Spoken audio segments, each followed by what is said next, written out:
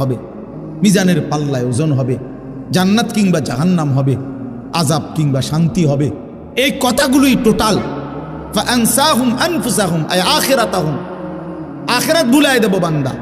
যে যা, জানোয়ারের যেমন কোনো আখিরাত নাই, কুত্তা বিলের যেমন কোনো আখিরাত নাই, জন্তু জানোয়ারের যেমন কোনো আখিরাত নাই, তুইও খা, ঘুমা, ফুর্তি কর, যা মন চায় খা, ঘুম যা, পেশাব পায়খানা কর, যৌন চাহিদা পূরণ কর।